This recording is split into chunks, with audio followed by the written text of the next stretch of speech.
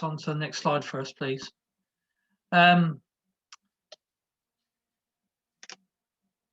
Okay, good morning, everyone. My name's Darren Thomas, and I work for the East Lancs Chamber of Commerce in the Chamber Low Carbon department. We're a part-funded European-funded supported program to give a one-to-one business advice for SMEs based in Lancashire, promote best practice events, advance support, and David, if you do the next slide, we also give it support around innovation and helping businesses take ideas either to prototype or to market. This morning, David O'Connor, David is one of the UK's B Corp advocates, and having watched the movement launch in the US over 15 years ago, is now a former B leader and regional champion, and has supported multiple B Corp journeys in the UK and internationally. As founder of the, or joint founder of the, co-founder of the 2030 Hub, David has been championing a Northwest regional movement for 5 years. Currently steering the 2030 Hub, launched in Liverpool as the first ever UN recognised local 2030 Hub for the Sustainable Development Goals, and the 2030 Foundation to be launched early this year. He helps organisations creatively explore the interaction of profit and purpose, with the growing focus on aligning the Sustainability Development Goals, entrepreneurship and communications.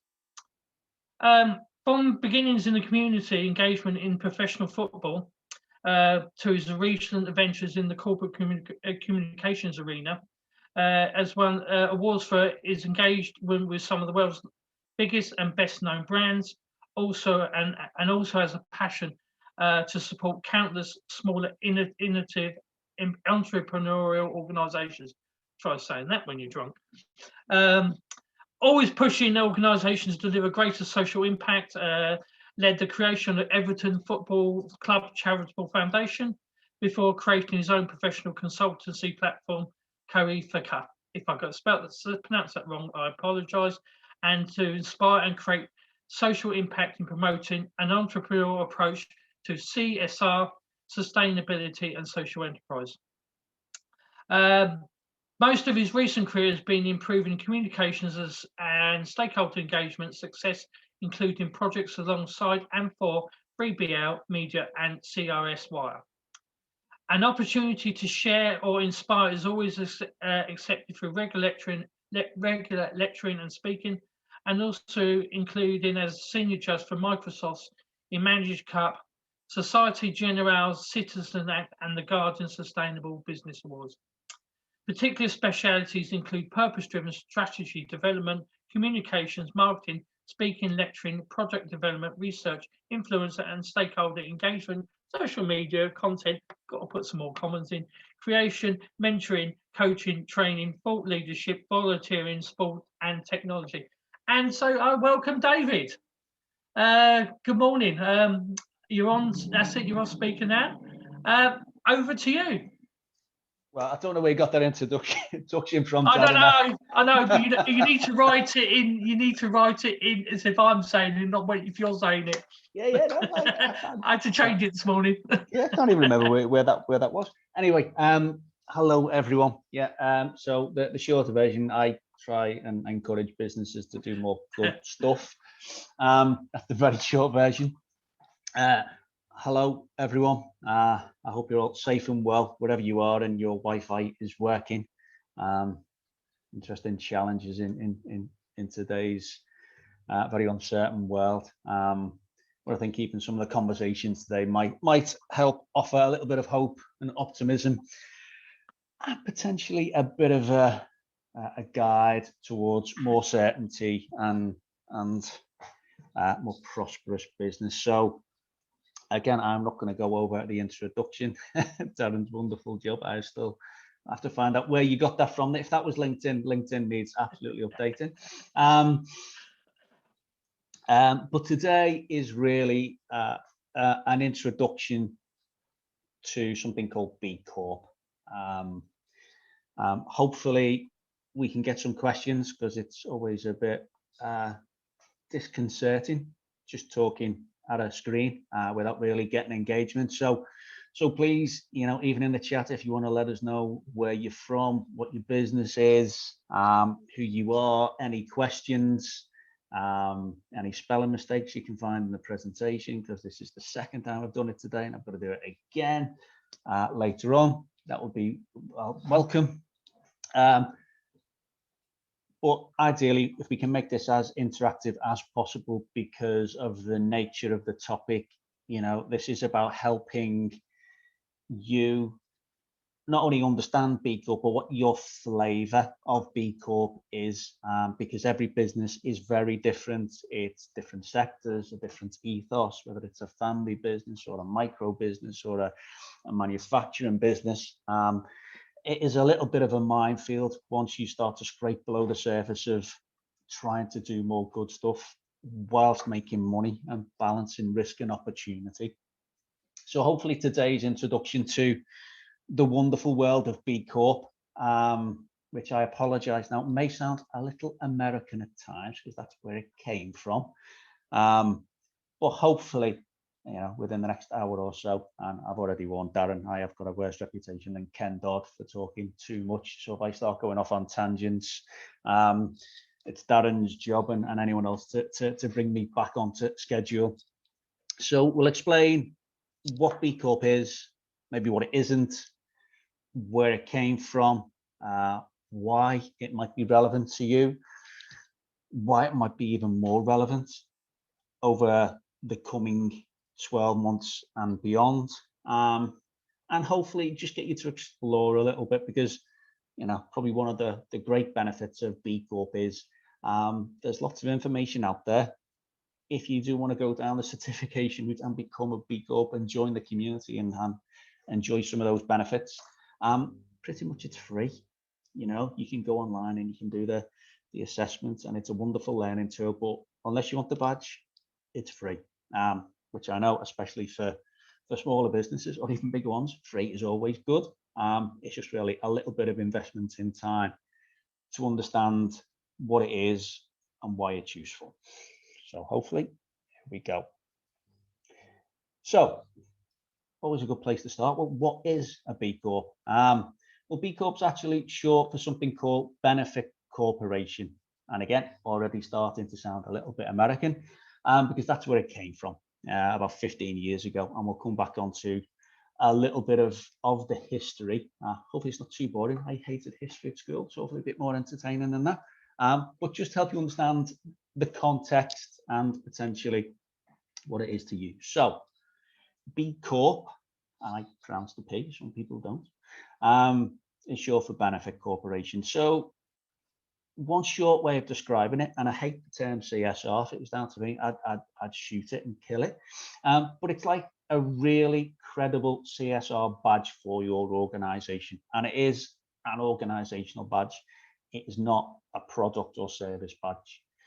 So in B Corp's language, they used to refer to B Corp certification, because in this country, it is currently a certification. It might become something more, which we'll touch on later, but they used to refer to themselves as B Corp is to business similar to what fair trade organic is to coffee or milk. It's a badge or a moniker that represents that your business is more than just in it for profit.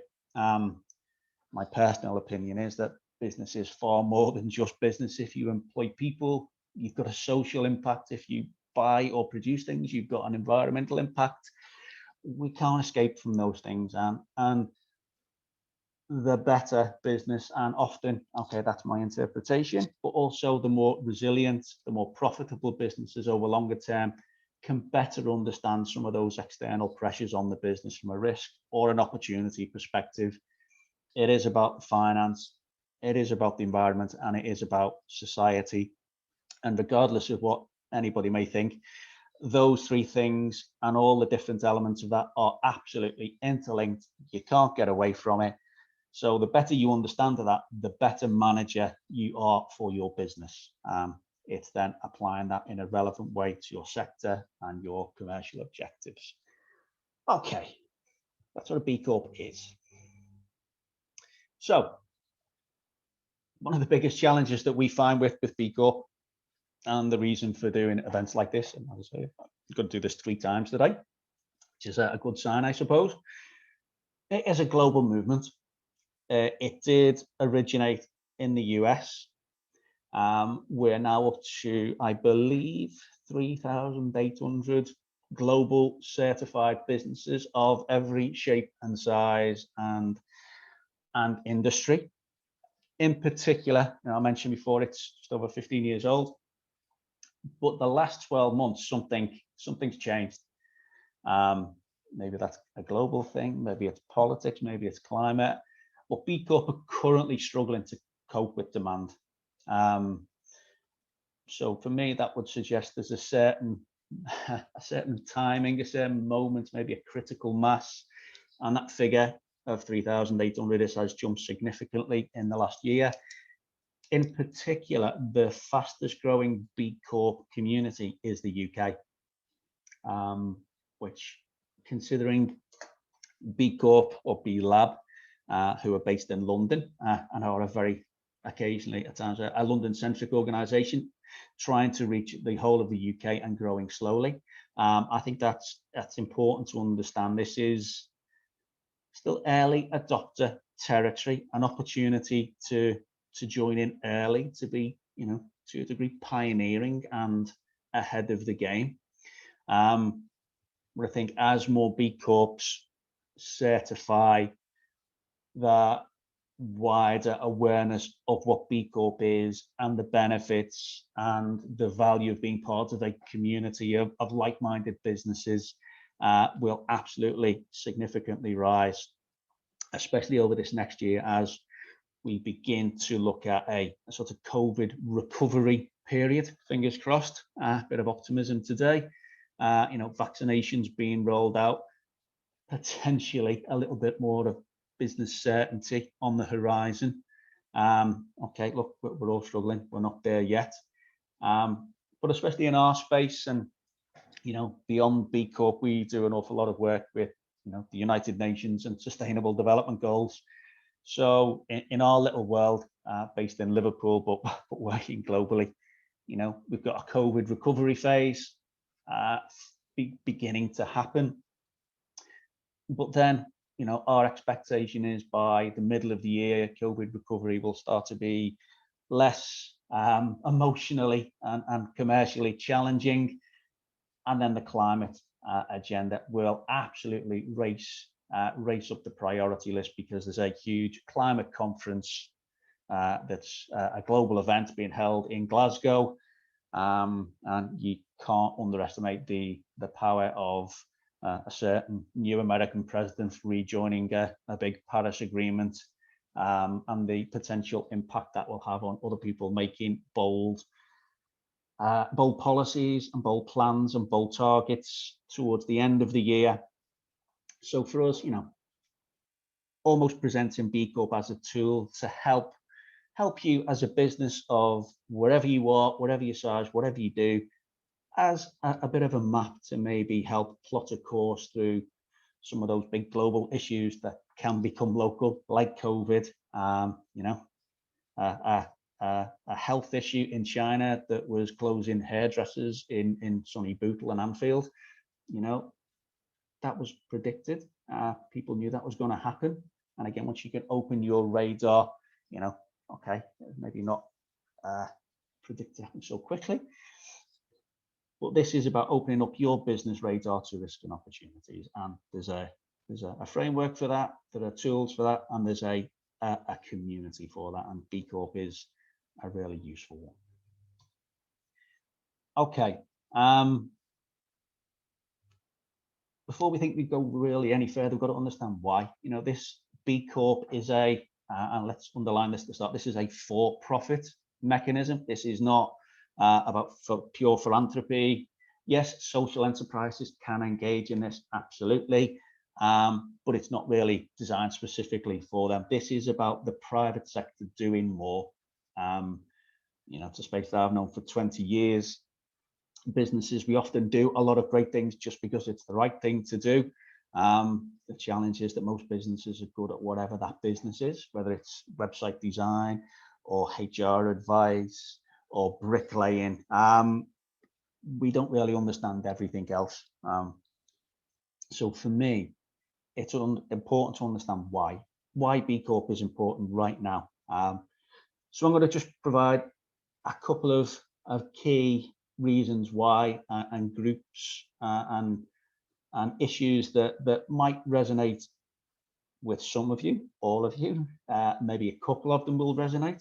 But again, this is all about you finding your interpretation of what's important. So, talking about business, let's follow the money.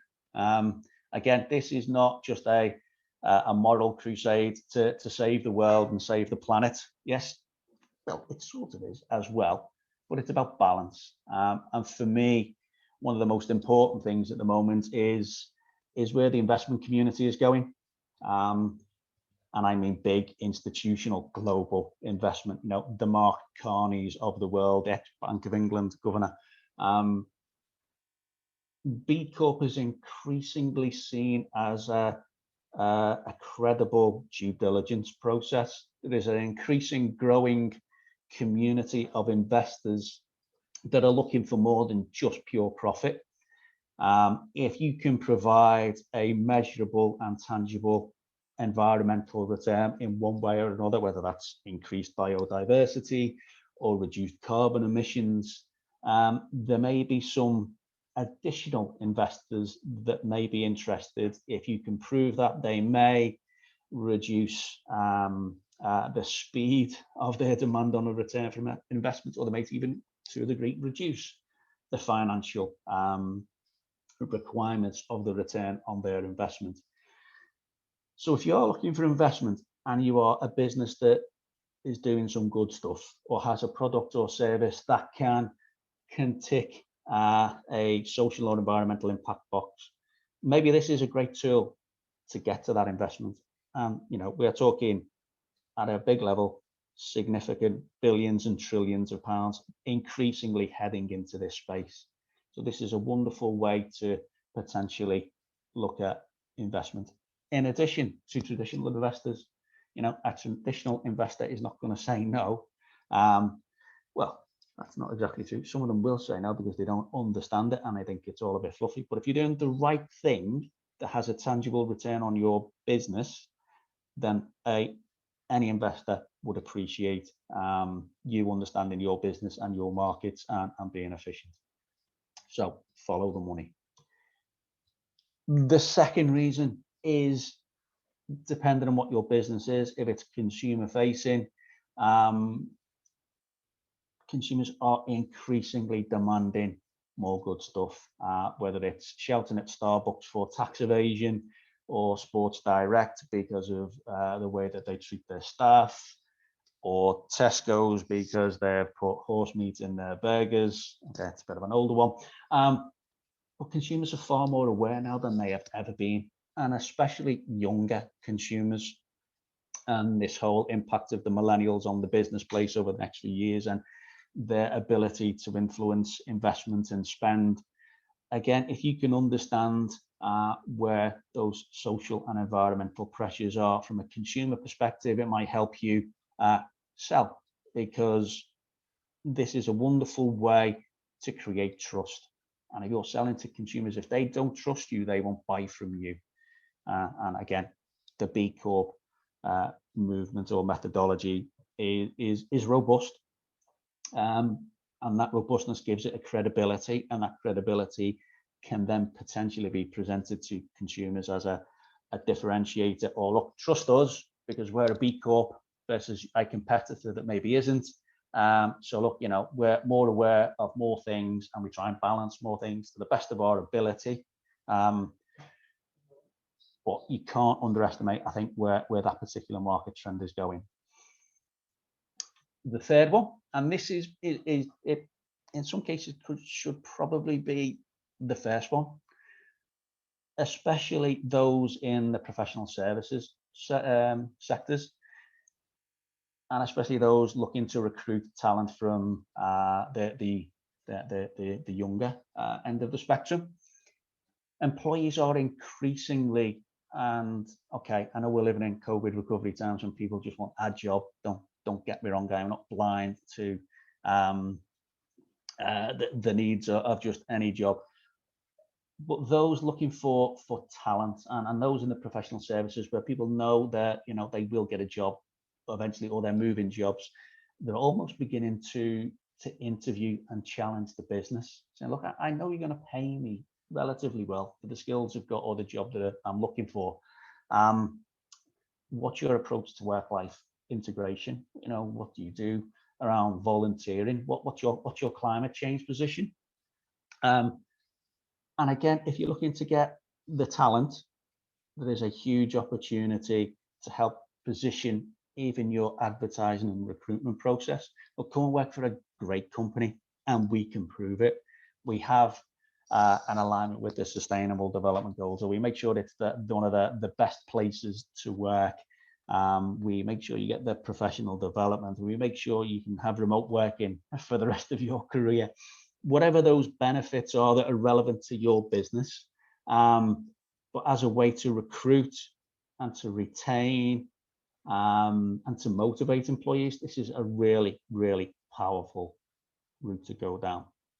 And then the fourth one, I didn't put that image in of the Sustainable Development Goals. This is a B Corp slide, but I've mentioned the environment as a market theme and a global opportunity. I know that the Sustainable Development Goals is a slightly different framework, but it absolutely overlaps very closely with B Corp, and even with it, the certification process, there's some additional free tools you can have. But from a financial perspective, according to the World Business Council for Sustainable Development and the report that they produced, World Business Commission, there's around about $12 trillion worth of new revenue per year if we can hit some of the goals contained within that Sustainable Development Goals. And those $12 trillion is a conservative estimate across 4 sectors, and those are energy, obviously, the clean energy transition. You then got cities, agriculture, and materials. So for me, if you're looking for a lens to identify new markets, new routes to market, new products, new routes to investment, understanding things like the Sustainable Development Goals and the B Corp is a wonderful business development tool.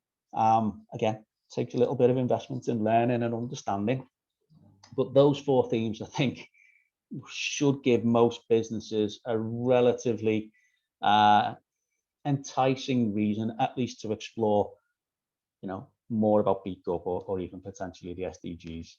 I think increasingly as we go through 2021.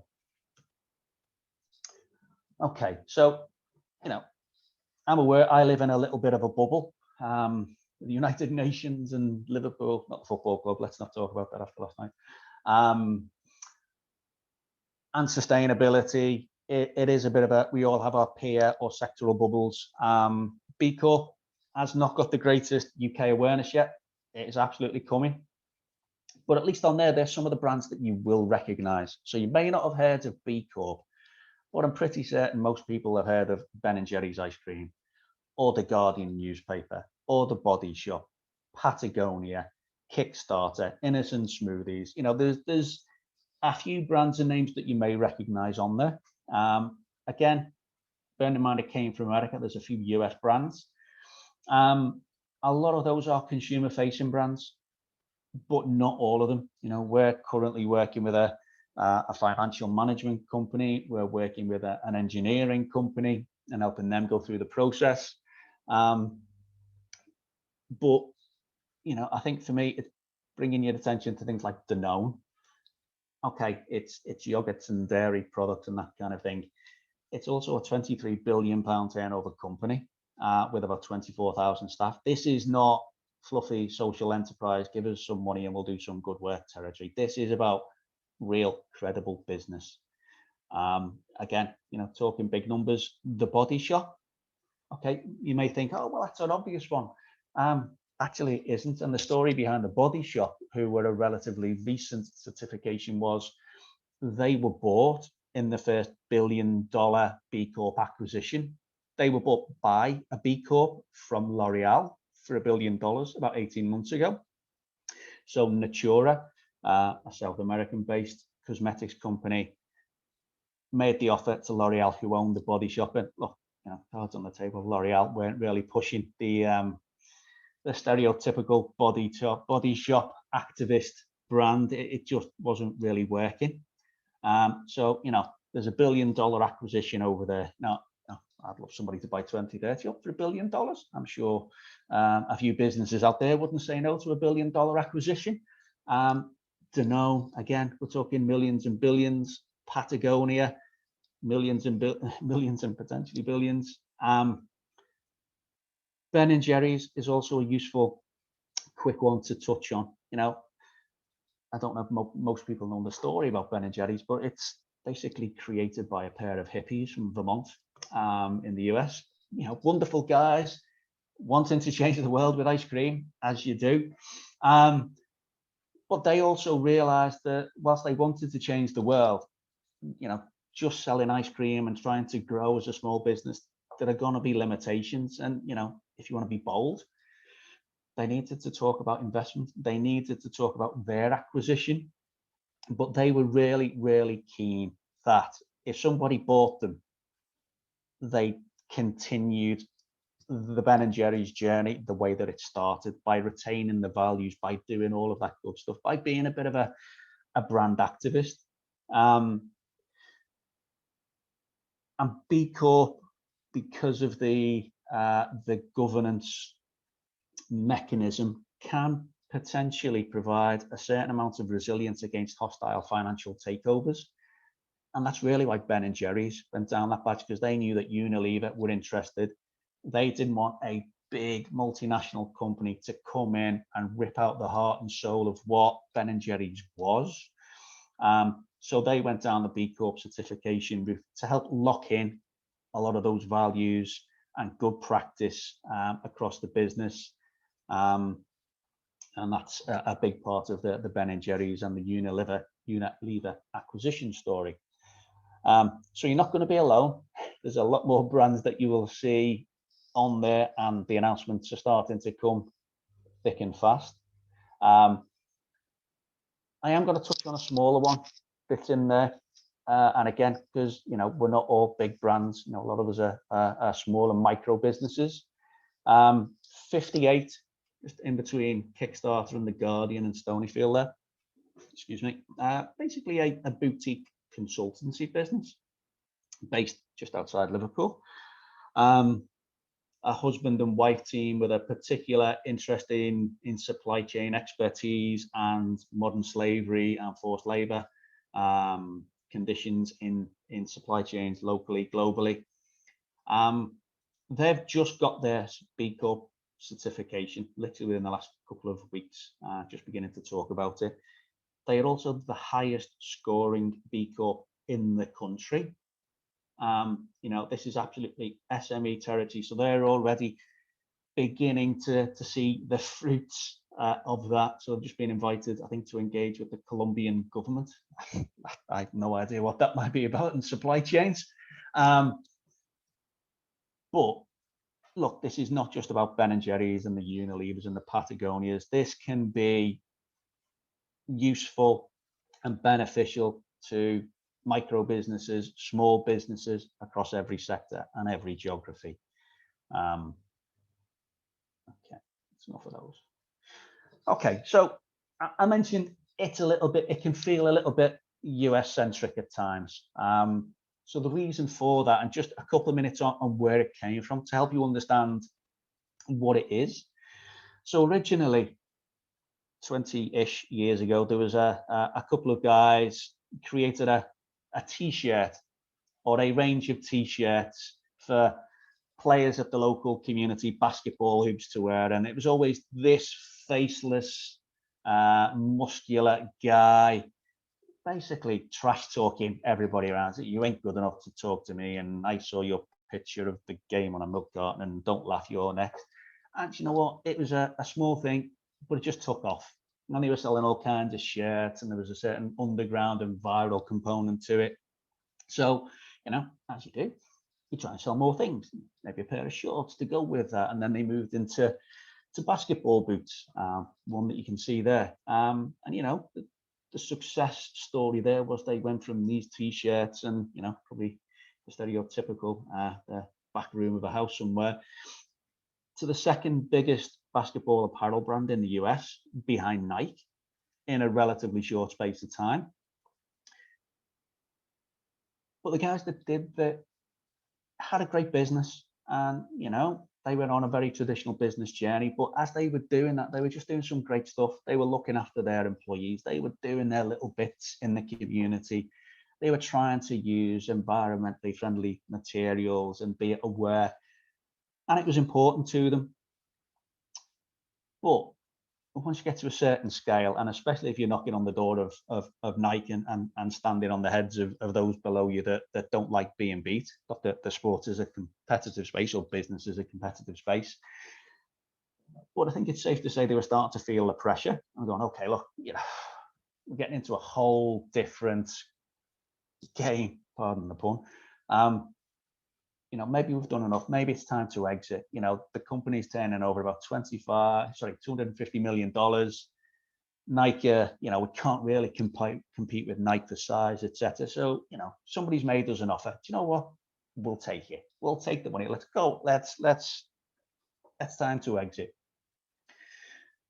So the guys were really proud of what they'd achieved. They built up a company, built up some great commercial, some stats and figures. They sold the company.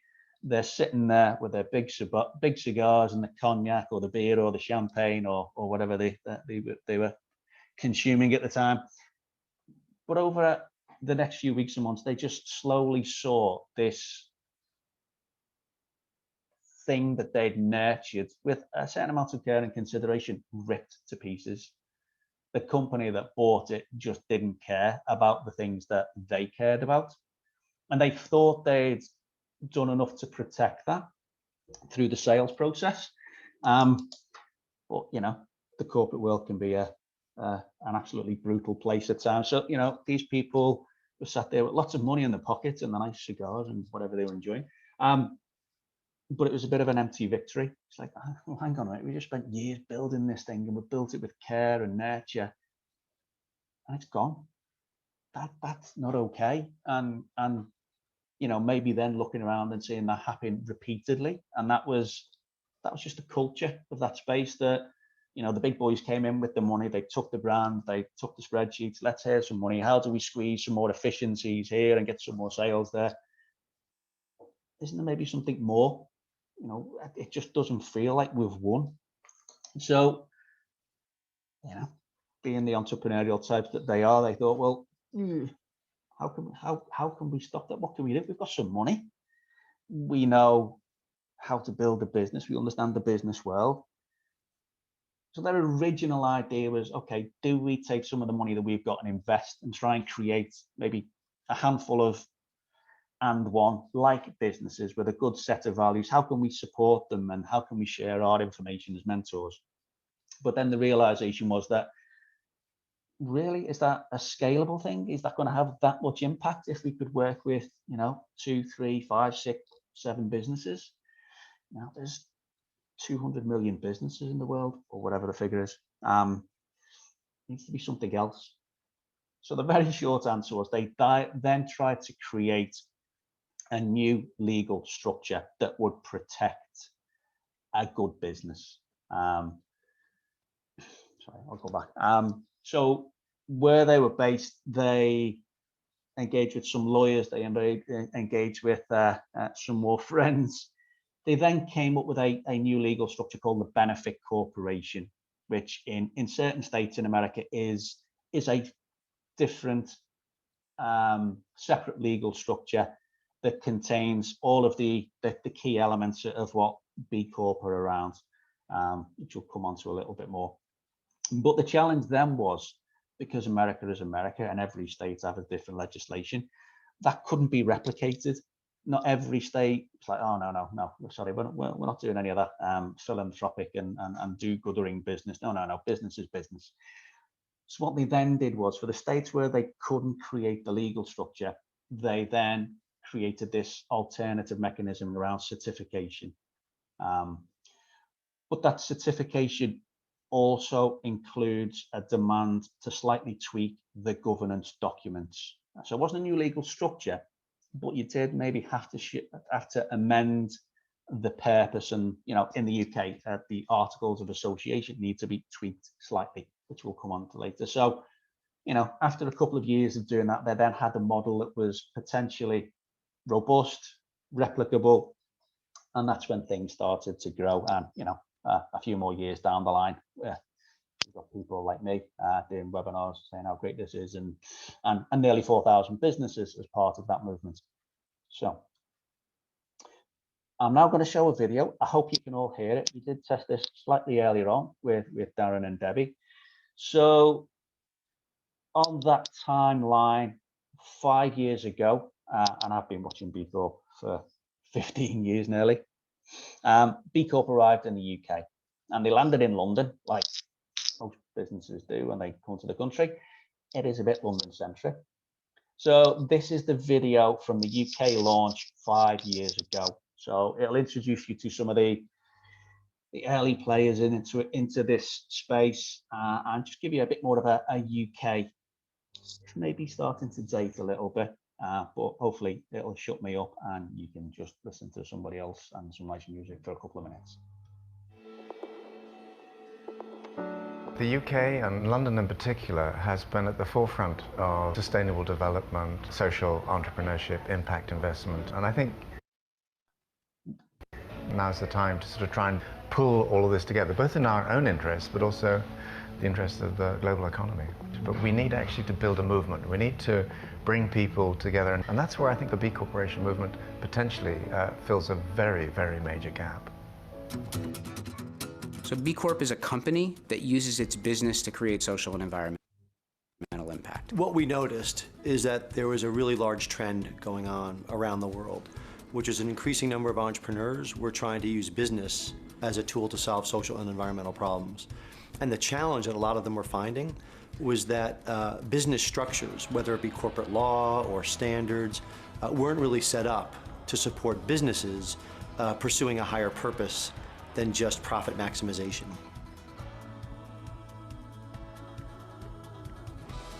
I'm Edward Perry. I'm the co-founder of Cook, and we make remarkable food for your freezer. Since we started Cook, we've always wanted to run a different kind of business, but it wasn't until we came across the B Corporation movement that we found a framework through which we could actually express and structure the kind of company we wanted to be. So normal companies are legally obliged to maximise profit for their shareholders. What the B Corp model does is frees companies to work for a different end.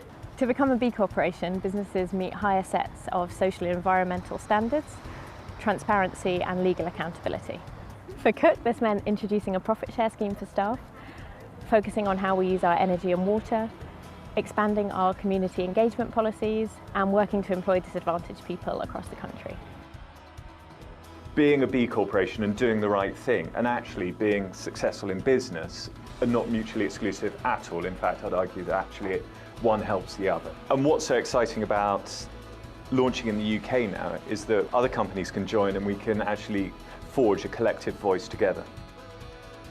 My name is Mohammed. I'm the founder and CEO of Patients Know Best. Patients Know Best provides a patient-controlled medical record system. That means it's a medical record, has all the information about you from all the doctors and nurses looking after you.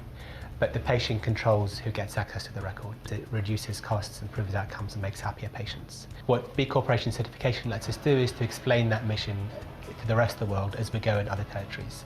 It's a global certification system. It's a transparently judged certification system. And so it helps explain that to everybody else that we work with. We expect to get a lot of value from being B Corp certified. And already that's helping us in contracts where they want to tick the box that they're working with an ethical company, social enterprise company with a particular social mission. Long before we came around and invented the name B Corp, there were entrepreneurs trying to use their businesses as a force for good.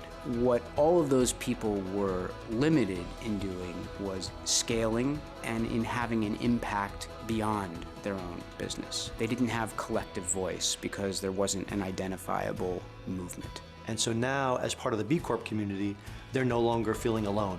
And they're part of a community of 1,000 businesses from more than 80 industries across more than 30 countries that all share one unifying goal, which is to redefine success in business. This is a really exciting opportunity to change the way companies in this country do business. It's hard work, but it's worth it. And we found that our business is all the better for it. And my hope is that in the next sort of 3 to 5 years, we're going to see literally thousands of UK companies joining up.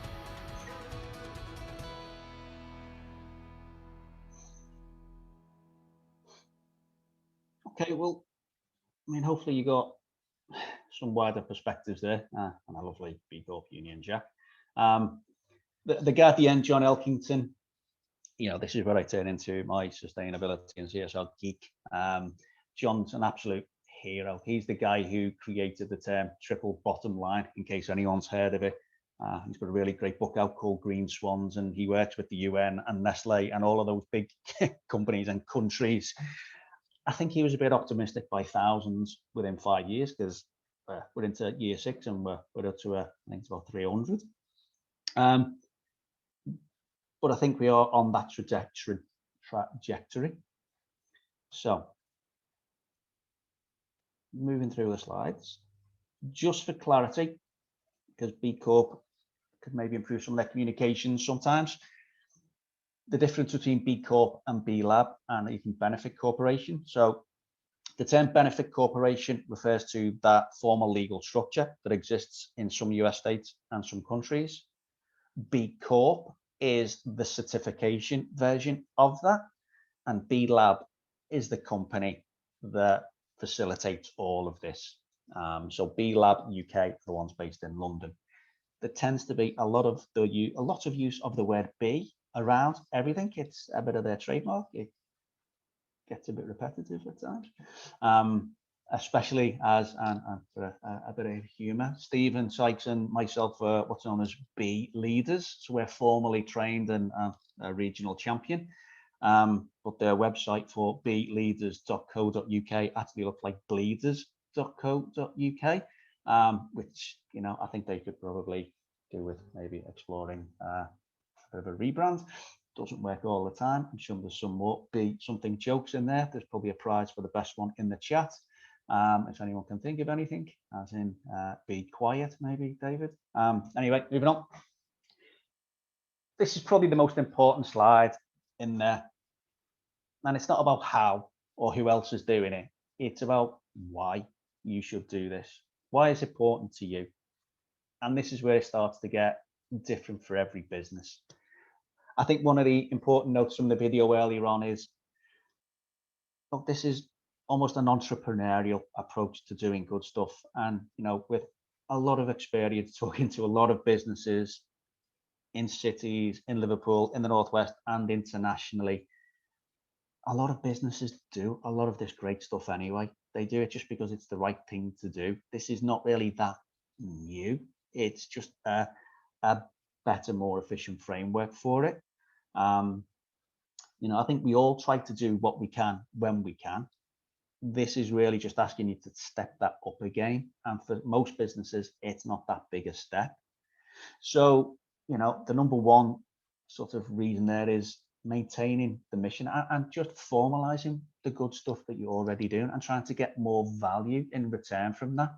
Because whether you're supporting a local charity or even a local junior football club or a cricket club or a rugby club or whatever you do in the community is valuable. But there's also, we need to be honest and understand, look, if we can get more business by doing more good stuff, then we're more likely to do more good stuff because we'll have more money to do more good stuff with.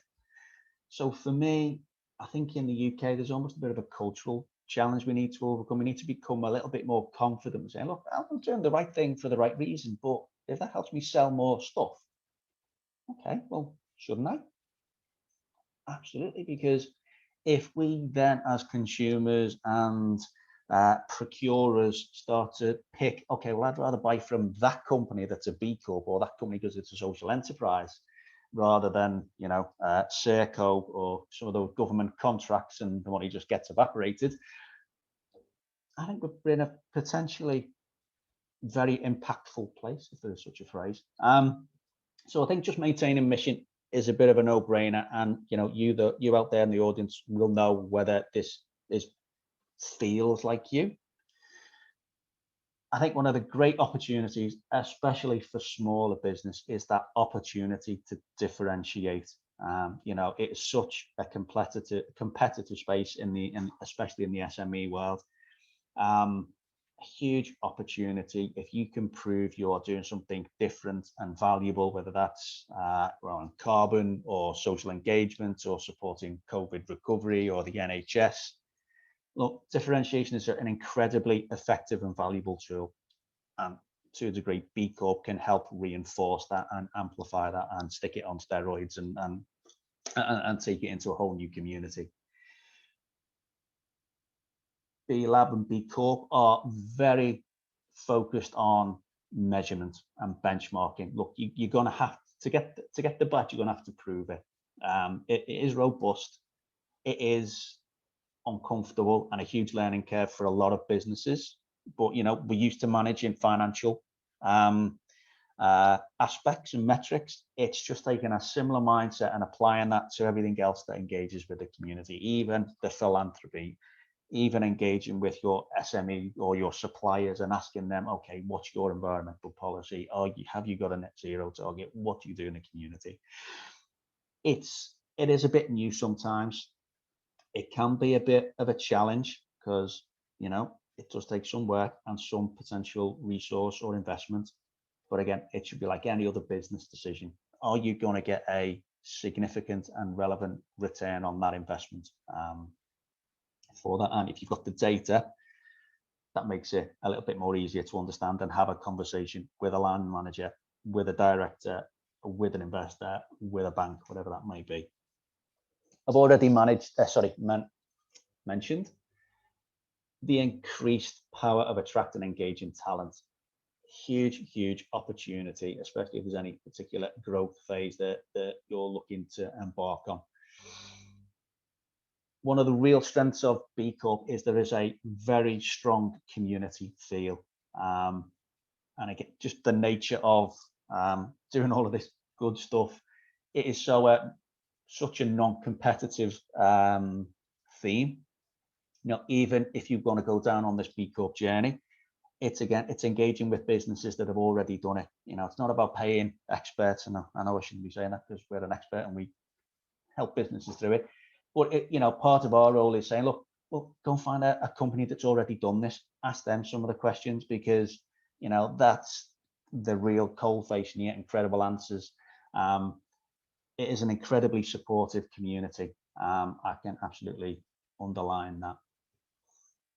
I'm a communicator by nature. I can see huge potential communications opportunities for this. And again, back to that community will amplify your press, your communications. It needs to be authentic. It needs to be the right words and not overstating what you're doing or can do. And yes, I think the real communications value will come in a year or two, once that awareness has fully blossomed, because we do have a bit of an awareness issue. Most people don't know about B Corp yet. I'm pretty much guaranteed that will change. And at some point it will start to enter the lexicon of procurement and tendering documents, in addition to, you know, do you support local social enterprises? Are you delivering X, Y, and Z?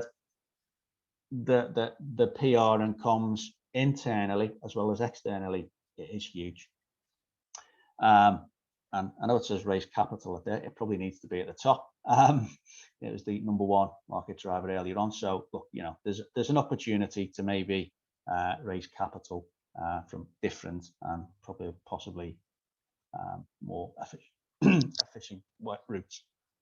My voice is already going, and I'm still halfway through the day. This is a really quick slide. So who can certify? The short answer is pretty much everyone. It is absolutely targeted at the for-profit private sector. It's supposed to be for companies of any size. It is a bit more challenging for micro businesses, not impossible. The 2030 Hub ethos on this is, look, use the tools, it's free. We would suggest it's better to be doing this stuff than just doing it to get the badge. We believe in a B Corp in principle approach. There's lots of great businesses out there. They might not have the time or the effort to get, or the ability to get to the badge in the short term, but just using the community and using the impact assessment tool is useful. And as far as we're concerned, as long as we can see an understanding and a certain amount of investment in time and learning, then we have a bit of a B Corp in principle methodology where we try and connect businesses and offer the help that we can.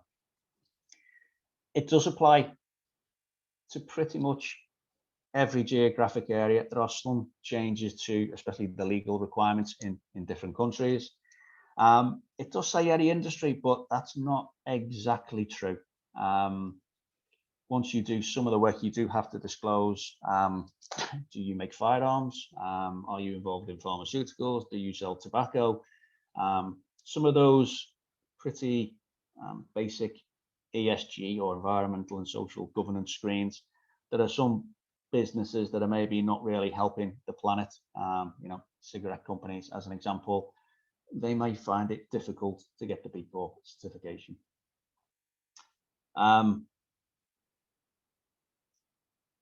It is worth making a note that it is really targeted companies that have got a trading history, and you have to have proof of appraisal systems and accounts, and you've done things multiple times. You do have to be over 12 months old to get the badge. But I will caveat that a little bit. It could take you 12 months to get the badge. And it's always good practice to start putting the right seeds in place now. There is a pending B Corp program for startups that doesn't get used very much, to be honest. So I'm not really going to touch on that. But again, it is worth bearing that in mind. The other key criteria, and again, this is helping sort more of the grant dependent businesses and some of the social enterprise, because it is applicable to CICs and social enterprise models too. The 50% of the revenue does have to come through trading activities, i.e. not philanthropy, not somebody artificially supporting their own business because it's just their passion. You have to be a business that sells stuff and to be able to prove that. Okay, so hopefully, and I haven't noticed anyone disappear or fall asleep yet. Hopefully you've got an idea of what B Corp is and who it is and what it can be. How to get there is a challenge. Look, I'll be completely honest, it is hard work, but that makes it credible. The main elements of how to become a B Corp are: one, you have to score 80+ points on a multiple choice impact assessment. It's all online. I would suggest most companies will get a half decent score anyway. You then have to get that verified by B Lab. They then ask you a few more questions back and forward. You eventually get to the final agreed score. It's then that if you do want to take the next step and get the badge and the certification, that's when they will ask you for some money. It starts at £500 for smaller businesses, and depends on how big your business is, it goes up a little bit. It is not too much of a challenge. But for me, the important part is that performance test, and you can use it as an educational tool. I guarantee, no matter how great you are as a business, you will learn how to be an even better business just by going through those questions. In addition to that score, yes, you do need to answer some disclosure questionnaires, i.e. you're not selling cigarettes to kids outside schools. You then also need to make those changes to your governance documents, and that has to be registered at Companies House as an amendment. And that's it. And it sounds nice and easy, but we'll just go into it a little bit more detail. So the biggest part of it is to try and hit this 80 point minimum bar.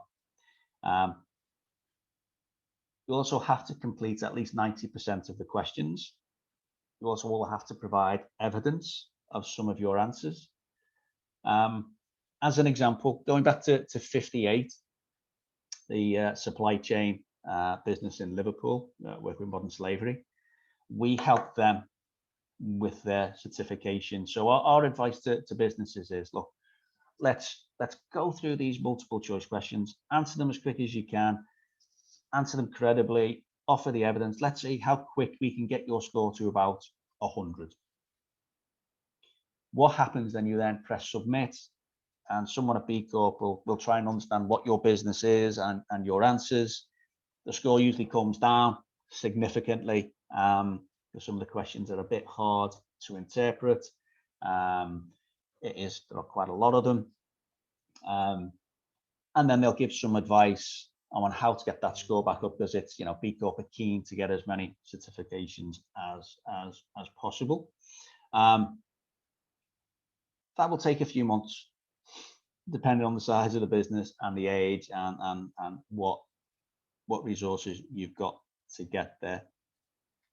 That is really the hard work. It is a challenge, because as you answer some of the questions, more questions then pop up to try and get into the detail and to try and ensure that you can prove what you're saying and you've actually thought some of these things through. So it could be, as an example, one of the questions will be, what bank do you use? Do you use a normal mainstream bank? Do you use a cooperative bank? Do you use a bank, a B Corp bank? So for example, Triodos is a B Corp bank, and you would score more points for banking with Triodos than you would with NatWest.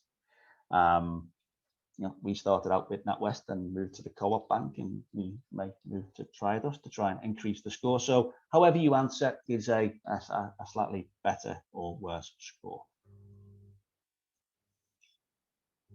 A quick note on the disclosure questionnaire. These are the types of things that you will be asked, and it's just to clarify, look, that you're not abusing anyone or the planet. And again, some of the things that may be less obvious, including, your use of 0-hour contracts and the difference in pay between a chief executive and your entry level. It is a bit of an eye opener, the questions you get asked. Guarantee some of them will surprise you, but they will all be useful. And again, if there are any particular challenges with this, it is the discussion to be had with B Corp and just clarifying that. But most businesses, I would suggest, will not have a huge issue with the disclosure component. Okay, I'm going to race through some of this because I've already done it. I want to get to some more of the meat. So there's a little bit more meat and depth into, okay, you've completed your submission, you've got to your target of at least 80, maybe 100, this is what happens next. And there is a little bit of to-ing and fro-ing and asking for more information. It is robust. It does take a little bit of time. I would suggest it can take roughly 12 months at the moment from starting, and that's maybe optimistic, because part of the challenge of B Corp and its increased demand, once you do all that great work and get your submission, and it'll be a huge achievement to answer 90% of the questions and to get over that 80-point threshold, you then press submit, you then get tumbleweed for about 6 months, because they are that swamped with demand. They've just had to hire a whole group of new analysts globally to cope with the demand. So, look, 2030 Hub has been sat in that particular bottleneck for, I think, over 6 months now. So, regardless how fast you are or want this to be, and that waiting time will come down drastically over the next year, it's still going to take you, realistically, a year to get from now to getting a badge and joining the community. That doesn't mean you can't engage with B Corps now. You know, for me, this B Corp in principle ethos is really key. This is about being collaborative and supporting like-minded businesses, like we probably all do anyway. But that just gives you a bit more detail on the route to certification. Once you've got your score agreed, you're over that 80-point threshold. This is basically, and again, it sounds a little bit US centric. The Declaration of Interdependence.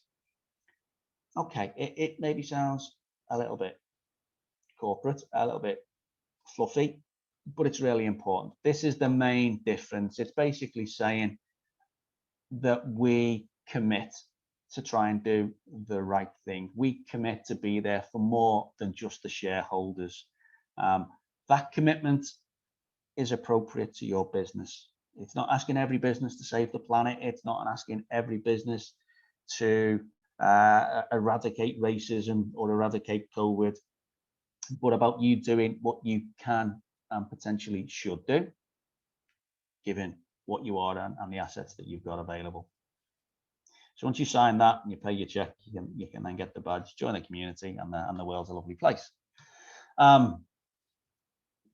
Sometimes, and again, it's worth just mentioning this right at the start, yes, getting the score is really, really important.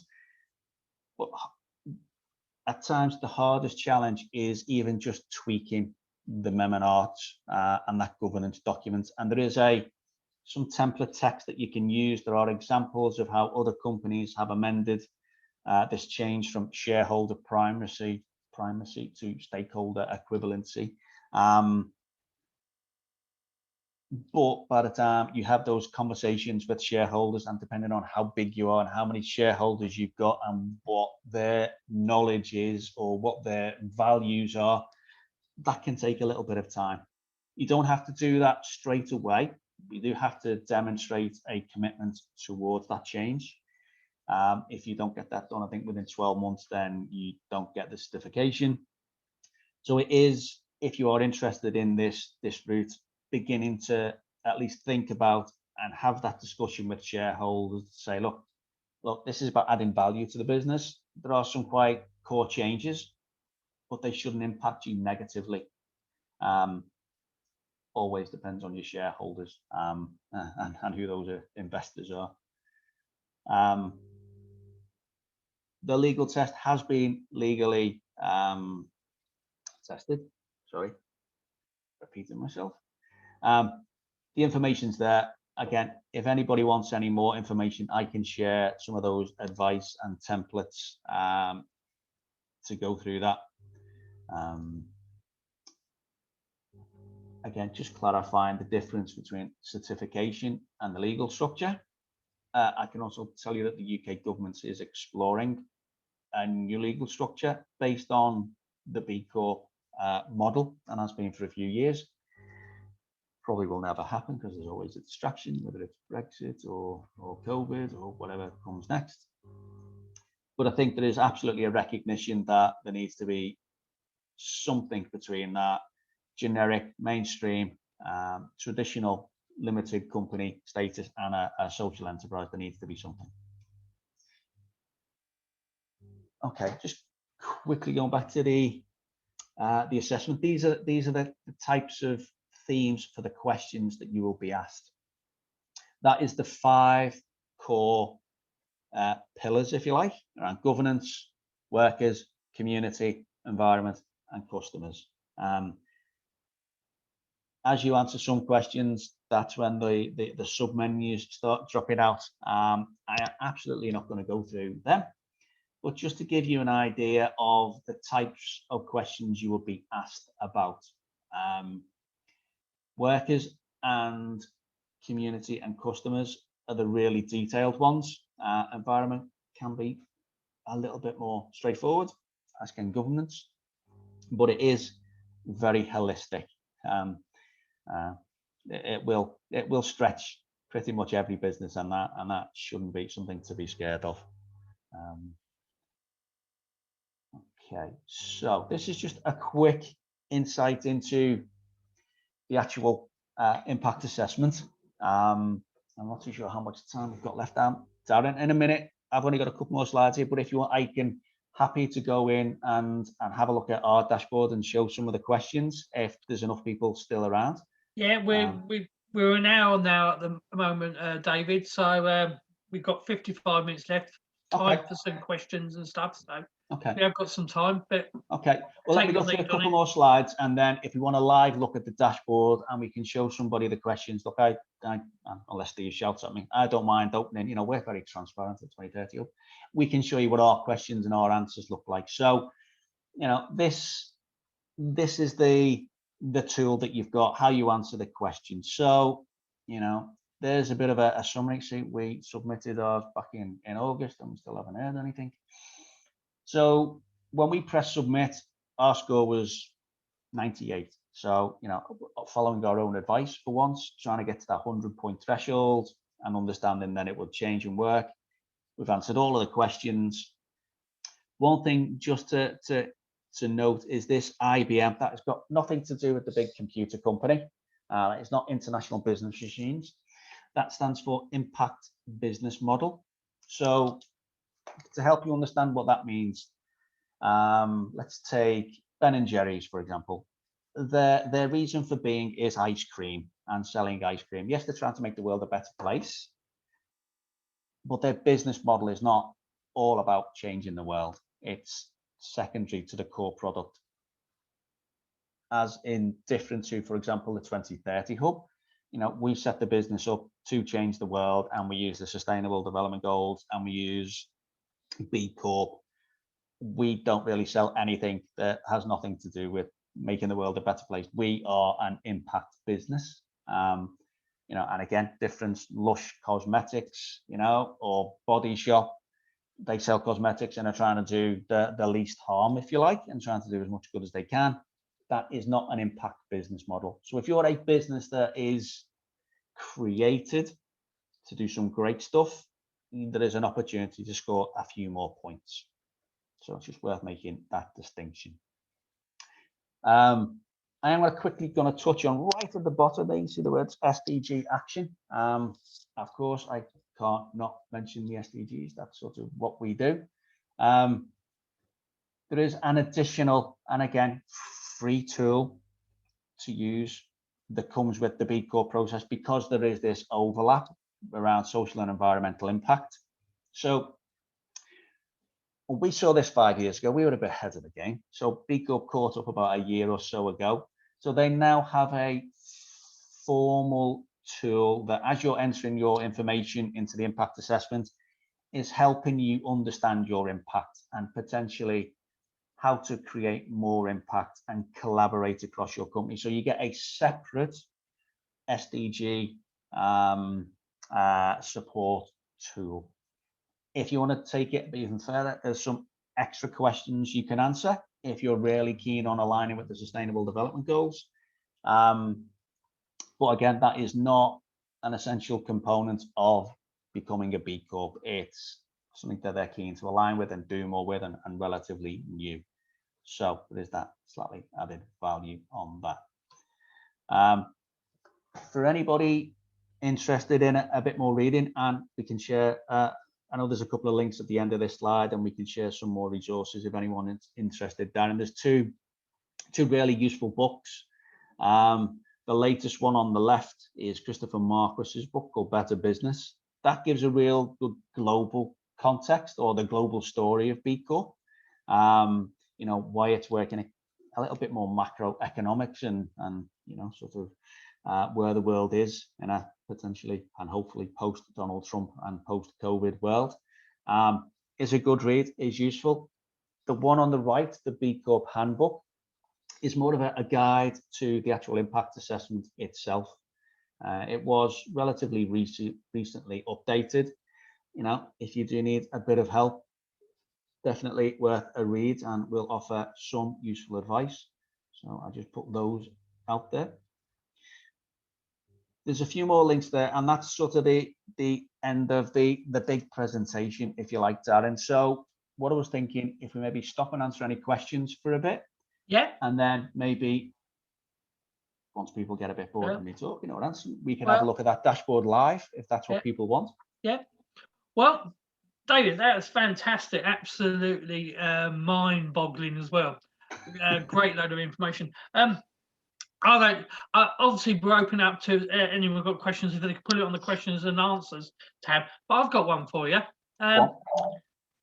Is it reviewed? So, you know, what happens to stop me as a business go and decide, oh, I'm going to sell cigarettes to kids now? Yeah, no, there's an annual review. Is it? You have to report. You know, that is part of the commitment. You know, you don't just get the badge and then can trade off that for years and years.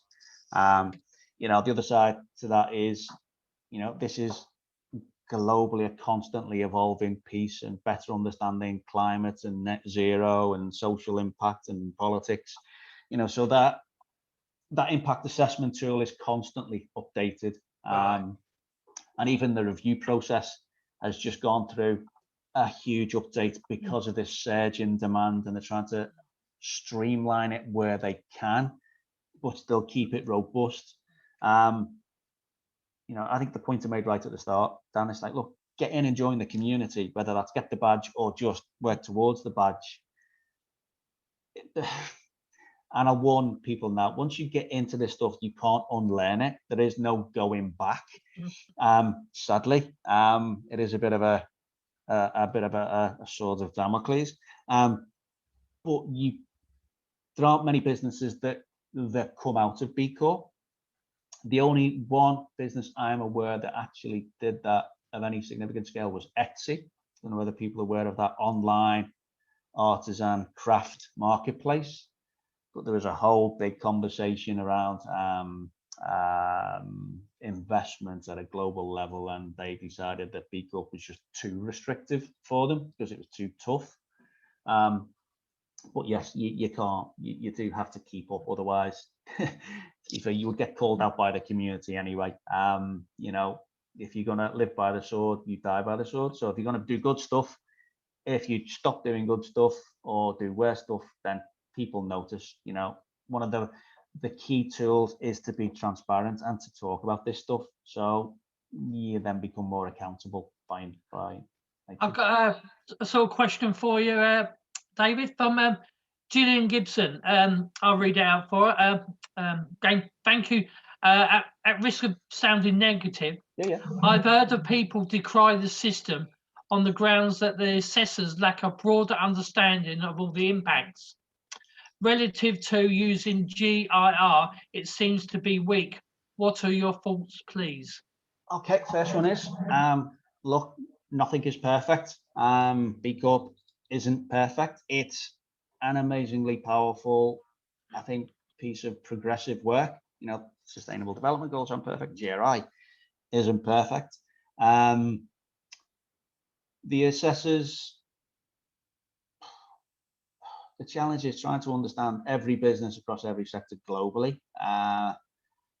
You know, GRI has a lot of critics. You've got the big, almost global argument between GRI and SASB over in America, and you know the purpose of reporting and what they report on, the accountants. Look, it isn't perfect, and you know I made the point right at the start. It's about understanding what it is, what it can be for your business, and if it adds value to your business versus the resource invested in it. That for me is the business question. You've got to make it what you want of it. It's like, you know, even joining the chamber. You know, a lot of businesses just sign up to a chamber membership in different places, but if you don't actively engage and if you don't use it, and if you don't understand how to use it, then there are going to be critics of it. You know, for me, if you're going to commit to something, you jump in and you try and change it inside. If you're not happy with the assessments, and look, I'll be honest, I've maybe made a comment or two to B Lab about the amount of time that it takes to get assessed. 6 months for me is not acceptable, and I've made that point. Look, this is a business movement. if I tried to sell something to a customer and they told me to wait 6 months, they're like, really? Okay. So again, it is about being open and having some tough questions. At least B Corp will take it on the chin. Look, it's a smaller organization, it's growing, it's still new, it needs that feedback. So if there is if there is some criticism, well, okay, present it to B Corp. If you're not happy with the response, then it's fine, but at least share that opportunity for them to improve. It is about working with them at the end of the day. Maybe collaborating with a couple of others to share thoughts as a group. Maybe sometimes you get listened to more if there's a group of people saying the same thing. I would also make the point as well, relative to GRI. GRI is more of just tends to be, and look, I know GRI quite well, a bit more of a corporate reporting space. I would suggest there's a lot more value to B Corp, and it's a very different tool. It is about the purpose and the what and the how, rather than just the measurement. And probably relevant to more relevant to small and medium businesses than GRI. But again, GRI might just be a better fit for some people or some businesses, depending on what they're trying to achieve. Okay, thank you very much. Any more questions, please? Gillian, was that okay? Okay, another question there about ISO 14001. Yeah, can you see it? Yeah. There is some overlap. 14001 would be a great piece of evidence to demonstrate your environmental commitments. It's a really robust and credible certification. There's a lot more other questions that B Corp will ask. How many tons of carbon? So not only is it credible, doing that work might provide some of the answers to the other questions. So there is some, but the environmental questions are probably a bit wider. And I know Stephen Sykes was around earlier. He can probably answer that question a little bit better than me. He's the environment expert in our place. So yeah, no, it is possible to achieve it without. It's probably, okay, well, what is the business? How big are you? ISO 14001 is becoming a bit of a more of an essential than an optional. Increasingly, especially from a procurement and a contracting perspective. It's like, okay, if you haven't got it, why haven't you got it? What else are you doing? Have that conversation, and it might be, okay, well, we're working towards ISO 14001, or we're going to do BS 8555, or whatever the alternatives are. So yeah. As Stephen quite rightly put in here, having IS 14001 makes it easier to get the information, the evidence. Yes. Yeah. Oh, did I any earlier questions, Dan? I know there was a few bits in the chat earlier. I just lost complete track of chat. So I think they were just chat. Well, good. Well, it's good to talk, and an opportunity to promote what businesses are doing. So, what I'll do then, if I stop, or if I share the website, because we did have, let me stop sharing that. Yeah. I can just figure out how, 1 second, and I'll get, okay, where's Chrome? Yeah, you have to unshare one before you can do the other, don't you? Possibly, it wouldn't let me stop it. So let me just go to our B impact assessment. Making sure I don't give away any passwords. Yeah, because GDPR is a question. But and again, it's understanding that global nature, because there is questions like, do you have a data protection policy? Hey, look, we all have to because of GDPR. The points are easy to get there. Another question is, are your employees entitled to healthcare? Well, yes, we have the NHS in this country. Also makes you realise just what we're good at sometimes. Okay, so this is the dashboard, and you will get sick looking at this. Trust me, especially if you ever get the opportunity to do it with more than one business. So let me just try and scroll around here. Let me just close this up again to my computer to work a bit faster. Okay. Not scrolling at the moment. So this is the dashboard that you get. So let me click on this. So this is the 2030 hubs. We clicked submit back in August. These are the main figures. So, you know, even in the blurb above there, look, there's 50,000 businesses currently exploring B Corp certification and are signed up. And again, there's a certain momentum growing. Our overall score was 98. We're up to a score of 28.2 because of our impact business model. So here's the impact areas we mentioned before. So governance, workers, community, and then environment and customers. Now, when you first sign in, you enter your basic company details, where you are, how big, your sector. It will then generate an initial set of questions. So there won't be 20, 30, whatever it is, can't see behind Darren's lovely face, 35, 67. You know, we had a conversation going through this with a client this morning, and I think the community questions, there was 3 of them. Oh, this will be really quick. Like, no, it won't. Because when you answer the first one, a whole new menu of extra questions will come out based on your responses. So, you know, 67 questions can be a lot. That will depend on your business. And then that last one, the disclosure questionnaire, the disclosure topics that we briefly touched on around sort of firearms and tobacco and alcohol and stuff. On the left over here, it just gives you quite a bit of functionality.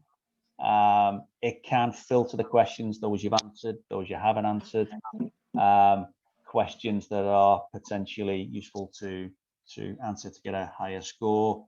You can generate reports, you can set goals, again, as a business improvement tool. It gives you information about the certification journey. You can have multiple users accessing this, and we would suggest, if you can, to try and delegate some of this work, but having somebody centrally to coordinate it, because it is quite challenging. So I thought what we can do just quickly is just have a look at examples of the questions. So we click on B Impact Assessment. If we click on, oh, I think I've already done that, haven't I? So let me pick one with lots of questions. Let's click this one. So community. So this is about evaluating what you do economically and socially, you know, so even just making sure you're paying people and appropriate, and you're being a considerate member of the community. You then get some of the subgroups that we showed on the slide area around community oriented impact business model, supporting underserved suppliers. Do you go out of your way to, you know, keep it local, to support female run businesses or BAME businesses? Questions around diversity, equity and inclusion. What is the age diversity? What is the high to low pay ratio? So what's the difference between what the chief executive gets paid against the lowest paid, and what's that ratio? How many women in management? As you can see, there's a lot of questions. You know, supporting local jobs, citizenship. Do you do any volunteering? Do you donate to charities? So, okay, let's have a look at a question. Okay. So when you click on a question, this is then what you see. So on the right, you get the opportunity to bookmark the question if you want to come back to it, which can happen quite a lot. Or if you want to set it as a goal, if you think, oh, look, we really want to improve this, we want to do more volunteering. It's a really, cost-effective way of supporting the local community by going up in a charity with their finances for an hour, or whatever that is. And then just from a functionality perspective, we mentioned relaying any of that criticism back to B Corp. You can do that with each individual question. So if you say, and some of the questions do sound a little bit US centric in language and tone, maybe you go, I don't quite understand what you're asking me, and that will happen. Some of them are so granular and detailed, they can be awkward to understand what you're being asked. So there is the opportunity to engage. If you don't really understand what it is you're being asked, there's also an opportunity to learn a little bit more. So just because most businesses are great at what they do, whether it's designing websites or building fences, whatever it is, there needs to be some guidance on a lot of these issues. Okay, this is what I've done for 20 years. I still need some guidance with some of the questions sometimes, but I know a lot of this stuff. So it just gives you a bit more context to the question, potentially links to other resources or useful websites, or if it's connected to the Sustainable Development Goals, just to help reinforce that. So, as a question, this one says, number of hours volunteered by full and part-time employees of the organization during the last fiscal year. Okay, the last fiscal year is probably going to be a nightmare for a lot of people, everywhere around the world. So, that will be taken into consideration with applications that are submitted in the next 12 or 18 months. So this is about, communicating how you've done pro bono work. And, lots of businesses do this. A lot of people don't measure it. A lot of them don't manage it, but we just tend to do it, even as sole traders with a laptop, or consultants or bigger businesses, especially in the professional sector, they sort of call it pro bono and don't really know it can be an awful lot more. So, our answer to this was we've measured 200 hours of Steve and I and those involved with 2030 Hub, offering our time and advising smaller organizations. You have the option to, we don't track it. It also tells you how many points are available per question. So again, some questions you're asked for context, and some of them are about scoring points, and it's useful just to be aware of that as you're going through the process. And then below each question and short answer is the opportunity to maybe express a little bit more wider information. Why we did 200 hours. Was that too much? Had we not been measuring it? Did we have a plan for that? Who we helped, what the impact of that was. Okay, we gave away 200 hours, but so what? Did anything change? Did anything come from that? And again, we put a note there. Figured as a very conservative estimate based on significant early local stakeholder engagement. Look, we weren't tracking that formally. We were informally tracking it. But again, as a small organization, we're not perfect. We need to improve our reporting and measurement processes. But you can also add in any other evidence you may have. So if you say, okay, we have a strategy for this, that we allocate 1 day per calendar month to an employee to volunteer with a local charity, or we do a group volunteering as a company, and here's a report on that, or here's a link to the internal newsletter we sent out, or the piece on the on the website about the PR. So if there's anything that you can add, it's get that evidence in to back up what you're saying early on, and then You just have to do that about 200 times for all those different individual questions. It can become quite time consuming. Again, I'll reinforce the fact it is robust. It will challenge. That's just one question. And again, there's lots of different variations on that. David, we had a question earlier from Ian Steele. He started to fill the impact assessment form last night, and he did. He said it was soul searching and exhausting, and he now realised how long the process is. But I thought I was being quite honest. But are you encouraging us to cheat to get the 100 score? No, absolutely not. No, I'm not cheating. I'm encouraging you, and we encourage all businesses, because what businesses tend to do, Darren, is they'll open this up and they'll have a look through and they go, pardon my French, but shit, this is big. And then they just start focusing on, right, okay, what we'll do is we'll start at governance. We'll do question 1 and then question 2. And I'm like, okay. If you do that, you're then, as you answer the questions, you're not going to get those additional sub questions coming up. So our advice to anyone going through the process is, look, it's a marathon. It is absolutely marathon. You're going to have to create a bit of a project plan for this. It is a 12-month journey, and allocating regular time and setting targets for it.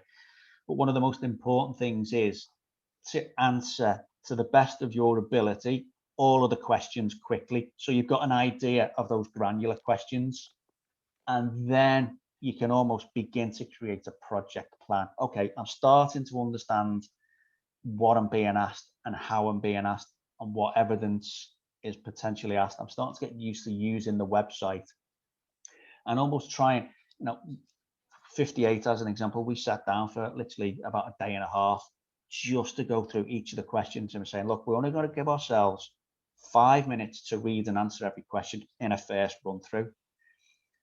Also, it's worth considering as you answer, and especially the current condition of a 6-month waiting list. And it's not normal business times. I had a conversation this morning with a rather large climbing wall-based organization. Look, they're shut. they're absolutely going to reopen, but the answer they provide today might not be the answer they should be providing in 3 to 6 months. So again, you've potentially got to second guess or even set yourself a bit of a challenge. I'm going to answer this question as if it was 3 months in the future. And yes, we've got this supplier checklist process that we're about to start, that we've been building and improving whilst it's been a bit quieter. Maybe we can get that up and running and answer the question as if we're being assessed in 6 months when we've been doing this for 3 months. So absolutely, be transparent. I'm not encouraging anyone to cheat. I am encouraging people to push themselves. It is soul destroying, and this is hopefully why, look, we can help businesses. We want to try and get businesses to help other businesses and create, informal B Corp community groups and peer-to-peer advisory groups, because that's the way that it really works. But it is, look, it's not just a tick box. It's not just a badge. It is credible and robust. You are going to have to prepare for it like a marathon. But if you're going to prepare for a marathon, you need to know what you're letting yourself in for. How long is it? So answer all the questions and then go back to the start and then do them a bit more thoroughly, or delegate community to one member of staff or environment to someone else. Or we're going to get to 50% completion by the end of February or March, or we want to get to 100% completion within 4 months. We want to get to that 100 point mark by this point, and setting targets for that and realistic, because we've all got businesses to run as well as this. It is an investment in time. Absolutely. Hopefully that's a useful investment in time. There will be a lot of learning. Again, it's like any learning process, is trying to make that as effective as possible. I think I've answered the question, possibly. I think Is that okay, Ian? I think you're still on. Okay. It looks like we haven't got many more questions coming through. Yes, Ian's confirmed that. So yeah. I'd like to thank you, David. It's been absolutely fantastic this afternoon. Very informative. A lot more than I actually thought it was involved. I thought it was a simple question. I've just seen another question there, Janet. Sorry. What was it? Sorry, about being young. Okay, would it be true to say the smaller, the younger the company, the easier the process is? Yes and no.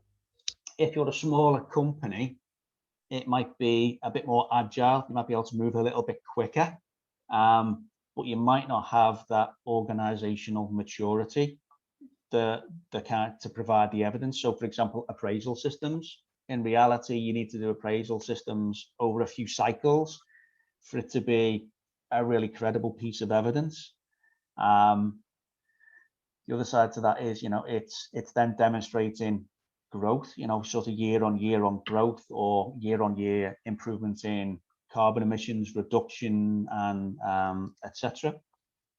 And also potentially the smaller or younger the company is, depending on what the background, it might be a harder learning curve, because just your organizational maturity, getting your head around, ISO 14001 and some of the basic sort of harder targets for businesses maybe that they've come across. This might be even more overwhelming for a smaller organization, where there's also less people to maybe share this task with.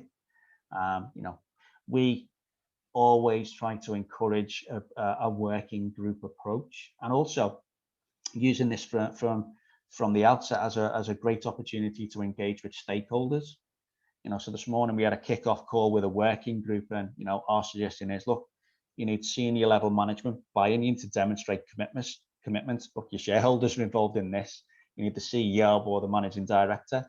You need someone from finance, someone from comms, someone from HR, someone from procurement, and being as diverse as possible. Now, smaller company, younger companies just don't have that capacity. So yes, it could be more agile, but it also could be more of a burden for smaller companies. Okay, bouncing all over the place. Yeah. It could also be better because you may be able to plant the seeds earlier. It would be better if somebody had told us which bank scored us the most points. At the end of the day, you look at a bank and you're like, look, they're all going to be a bit rubbish, and they're all going to charge us a fortune for transactions. Who's going to score me the most points? Instead of me trying to guess and answer the questions, can B Corp not give us some answers, which B Corp don't, but we do? Because we've been through this a few times now. We can say, if you're setting up, plant the seeds now. So maybe appraisal systems or supplier checklists, and Google some relevant policies and use them as a template now, and get all of this organizational infrastructure done early as you're setting up, rather than then re-engineering, which gets even harder 2 or 3 years down the line. So I'm a big fan of small businesses and trying to plant these seeds now and doing the right thing. But there are pros and cons for that. You need at least 12 months trading history anyway to formally get the certification. But for me, if all this is around business improvement, if a small or young business can find the time to explore this stuff, it can only add value. Might not be straight away, might not be a huge return, but again, sort of knowledge is power. And finding like-minded communities is always very therapeutic, and you can't underestimate, especially in an environment of constant Zoom and team meetings as our way of socially engaging. We can find people that support us in our work journey that's a bit more than just money. That can be powerful too. Okay, thank you, David. Yeah, Rick's confirmed. Right, then we'll start to wrap up. David, thank you very much for your time this morning. And some great questions. Obviously, we've recorded this, and I hope you kindly let us post it on our YouTube site so people can view No, it. our offer to everyone down is to be a pest. Look, it's part of our obligation I and know. responsibility to get this out there. So if anyone has got any questions, look, pester me or Stephen. You know, it's up to our job to manage that. And obviously, just to let other people, we have got a few up and coming lunch and learn events live coming up. We've got one on the 18th of February, raising profile raising secrets, and that's by Tony Gardner of Viva. One on the 4th of March, which is what is carbon net zero, and that's by Peter Catlow from Business Wise Solutions. Both of them are actually on Eventbrite now. And if it's not up there yet, and Debbie's working on it this afternoon, we've got our virtual expo this year on the 2nd and the 3rd of June. So look out for that. So there'll be a lot of guest speakers. Martin Baxter's confirmed from IEMA that he will be giving us a COP26 update. And we've got confirmation from the Electricity Northwest that they'll be in attendance, and a few others. So again, thank you very much for everyone today, and David, thank you. Thanks, Aaron. Thanks, everyone. Thank you. Ta-ra.